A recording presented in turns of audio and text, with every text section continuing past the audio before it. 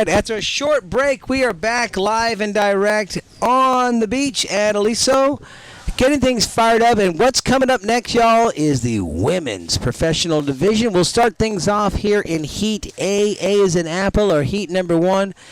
Alex Yoakley will be wearing the orange jersey. Lanakela Makua will be in the yellow jersey. Jackie Golbach in the green, and Casey Kierman in the blue. So, low tide has come and gone, I believe, at this point at 3:30 in the afternoon. I'm going to check that time because I know some of y'all are checking. Yeah, 3:34, and that is where we're at. So, ladies and gentlemen, please do recognize the women of Skim. We've come a long way. Amber Cottle getting things started, making things happen when she has to skim against the boys back in the day. And here we are, not only ladies or girls as amateurs, but professional women skimming for cash prizes. There's Lana Keela. And I can tell you, even though conditions could be tough right now, who knows what these girls are going to get. When they do have an opportunity to hit a lip or bust a move, these ladies certainly can execute. All right, Shauna Cobb was the second female in skimming that came after Amber. Shauna Cobb took it to the next level. Phenomenal skimboarder, just getting it done. And now here we are with 16 girls or women in the round of 1 for the professional women division. So that's pretty impressive. So we'll narrow things down. 2, 4, 6, 8. We'll go to final 8 in the semis. 2 girls will advance from there. We'll get down to the final 4. So these ladies have been waiting around all day, waiting for their opportunity.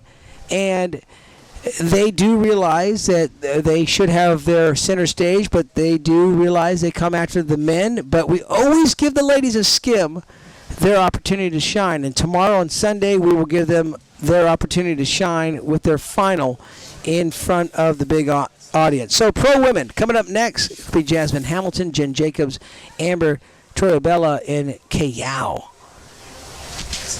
dominating.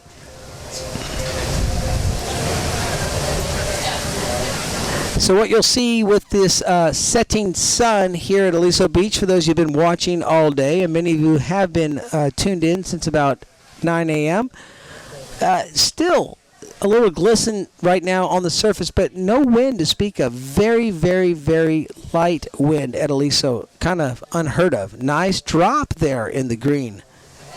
Good turn by Jackie. So I'm encouraged to see that we're not blown out at this stage of the game this late in the afternoon down at Aliso.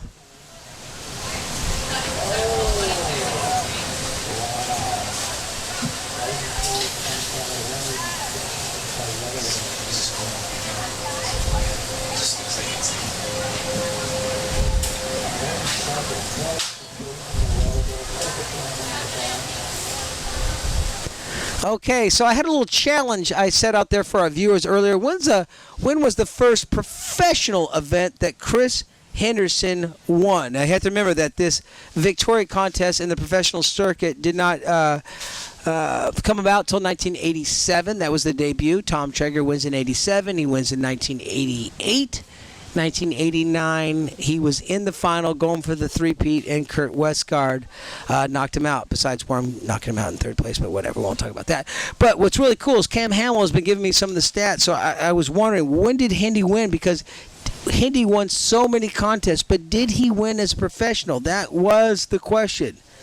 And yes, as a 30-year-old in 1990, he did win, and I remember that being pretty significant because Bill Bryan's coming on the scene, you know, and Nick I and Traeger and everyone, and Hendy got it done, and he won that event, and he was a professional champion at the VIC, and it solidified his career. That not that it needed that, and it was pretty huge. So Hendy, the master, getting it done, and now it's his son out here, Zach, skimming and getting it done. As we watch the ladies of skim, Lana Kayla from Hawaii.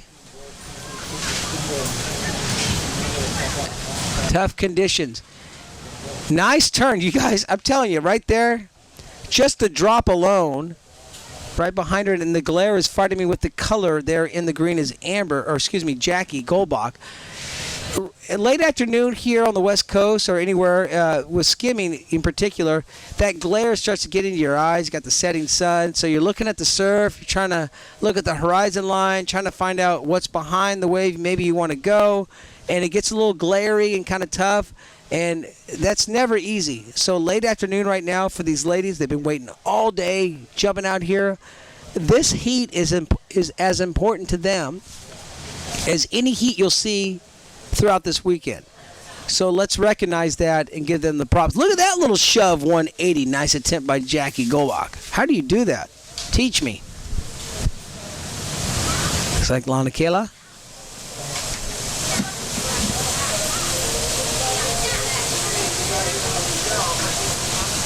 And another little shove. It's amazing to me to see skimboarders from little boys, little girls, all the way up to high school age, teenagers, into the pros, but really at the early years, learning to do like shove-its and tricks before they learn to even do a wrap.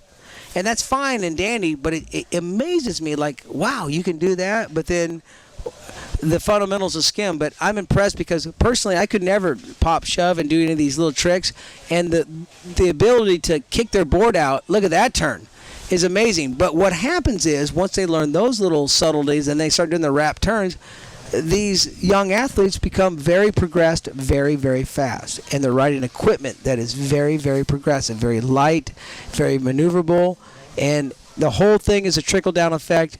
And you got to give respect to the elders before that paved the way.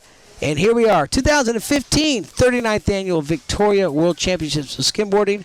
If you're watching from across the globe, hey, thank you for tuning in. What a treat.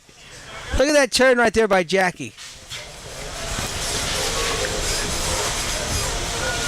I'm sure Amber's tuning in, maybe Shauna Cobb. You girls know what you did. And this is the legacy you left behind. And proud to know that I watched you do what you do, and look at the road that you've paved. Coming up next, women's pro division round one will continue with Jasmine Hamilton, Jen Jacobs. Look out for Big Jen. She's coming out. Amber's will be here, and Kayao. Coming up next, women's pro heat number 2. Every now and then, in these types of conditions, a little one will come in and clean up pretty nice at Aliso.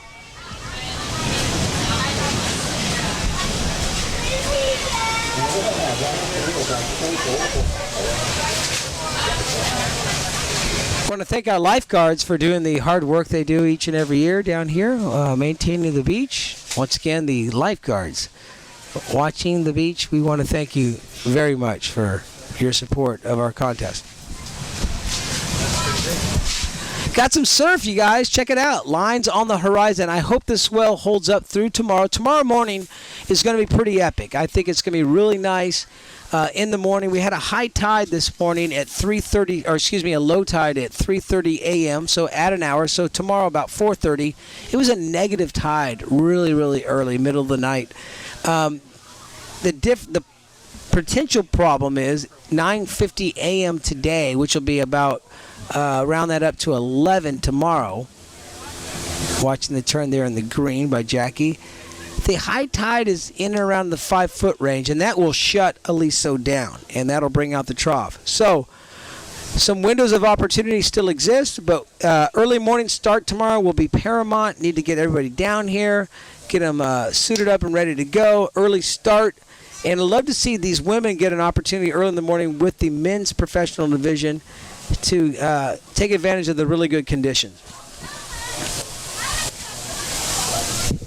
Some folks have speculated that this swell might die down a little bit, and tomorrow we might see a little smaller surf, and that's fine as long as it's not a big drop. That's okay.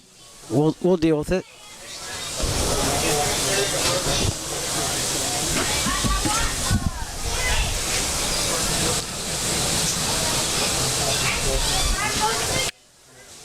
The biggest fear I have, folks, watching at home, is when you see skimboarding not being perhaps displayed at its highest level, and this isn't a knock on the girls. This is because the girls are so good and they don't have the best conditions right now. So someone watching it the first time goes, yeah, okay, it's cool, but yeah, whatever. No, they don't understand. Give us the wave pool, give us the pristine conditions, and you'll see Olympians compete at the highest level, period. And that's no joke. But we have to deal with the tide and all the different things, swell direction. But these ladies out here right now, they are so talented, I can't even begin to tell you. They can do wraps, they can get barreled, they can go front side, they can do shove-its, they can do 360s, they can do ollies. These girls got it wired. They just need the surf to cooperate.